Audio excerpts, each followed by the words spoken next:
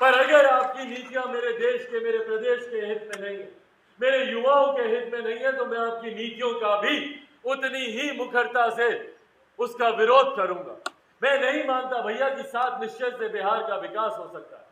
7 निश्चय किसी प्रदेश के विकास में, क्या नली गली बनाने से प्रदेश का विकास होगा? क्या गवर्नमेंट एजेंडा का हिस्सा हर घर नल का जल होना चाहिए? भाई ये बेसिक बुनियादें हैं, ये मूल बुनियादी जरूरतें हैं। तो फिर क्या कारण है कि कहीं दिल्ली बंबई जैसे चमचमाते प्रदेश बन गए, तो कहीं हमारा बिहार प्रदेश जो आजादी के 75 साल के बाद भी पिछड़ा प्रदेश कहलाता है? क्या कारण है भैया कि हमारा प्रदेश बनिस्बत बाकी राज्यों के उस तरीके से विकास नहीं कर पाया? आज जब हम लोग दिल्ली बंबई जैसे राज्यों में जब विकास की बातें करते हैं, विकास की सोच रखते हैं, तो हम लोग की सोच होती है, वहां के लोगों की सोच होती है कि कैसे यहाँ पर मल्टीप्लेक्स आए, मेट्रो ट्रेन आए, बुलेट ट्रेन तक की बातचीत होती है। नए नए एमएनसीज आए, बड़ी बड़ी कंपनियां आए, आईटी जॉब, आईटी सेक्टर, नए नए college, medical college, engineering college, विद्यालय, ये सारी बातें होती हैं। पर हमारे प्रदेश में आजादी के 75 साल के बाद अगर आज भी अगर हम लोग विकास की बात करते हैं, तो हमारी सोच सीमित हो जाती है कि कैसे हमारे आंगन में एक चापाकल गड़े, कैसे हमारे घर के सामने एक नली गली बने, कैसे हमारे गांव में एक ट्रांसफार्मर आए। क्यों हमारी सोच यहीं पर सीमित हो जाती है? क्यों हम लोग बड़ी सोच के बारे में कल्पना नहीं कर सकते? हमारे प्रदेश के बच्चे दूसरे राज्यों में जाते हैं, दिल्ली, बंबई, गुरुग्राम, नोएडा, बैंगलोर, अलग अलग राज्यों में जाते हैं और वहां पर सब बढ़िया काम कर पाते हैं। क्यों ये सुविधाएं हमारे बच्चों को हमारे ही राज्यों में नहीं मिलती? दूसरे राज्यों में जाकर आईटी जॉब्स, आईटी सेक्टर के साथ जुड़ते हैं, अपना अपने परिवार का पालन पोषण करते हैं। कई तो ऐसे हैं जो कि दूसरे राज्यों में जाकर उद्यमी बनकर ना सिर्फ अपना घर परिवार चलाते हैं, बल्कि 100-50 और लोगों को रोजगार देने का सामर्थ्य भी रखते हैं।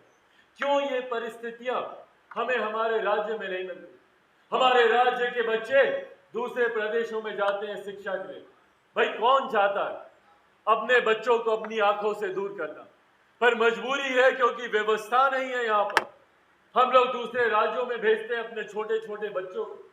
कोटा जाते हैं हमारे बच्चे, कोटा की परिस्थिति जानिए। कोटा में पढ़ने वाला बिहारी, पढ़ाने वाला बिहारी, अधिकांश शैक्षिक संस्थानों के मालिक वहां पर बिहारी, पर व्यवस्था राजस्थानी। क्यों ये व्यवस्था हमें बिहार में नहीं मिलती? क्यों बिहार के विभिन्न जिलों को हम लोग एजुकेशनल हब नहीं बना सकते? क्यों बिहार में IT jobs, IT sectors create नहीं हो सकते?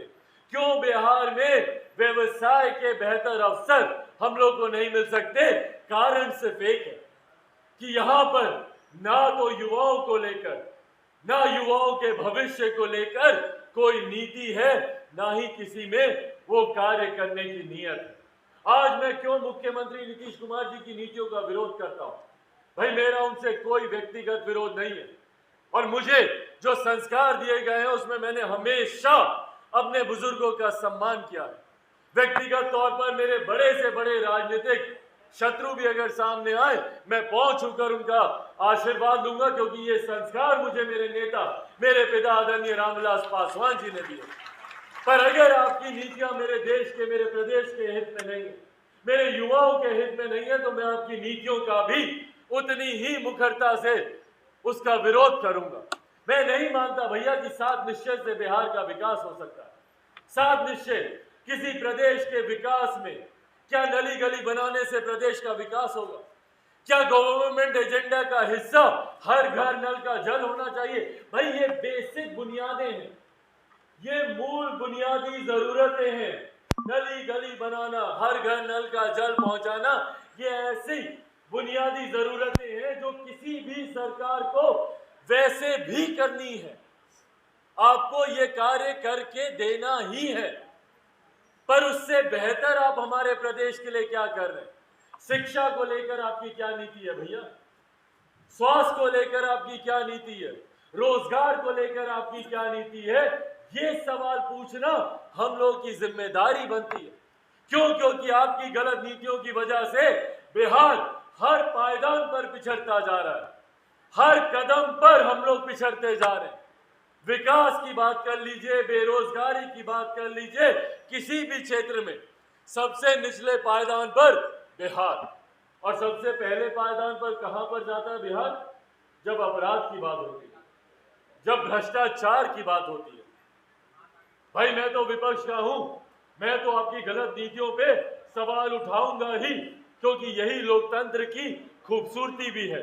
और मजबूत विपक्ष होने के नाते मेरी जिम्मेदारी भी है। पर अब तो मुख्यमंत्री नीतीश कुमार जी आपके साथी तक आप पर सवाल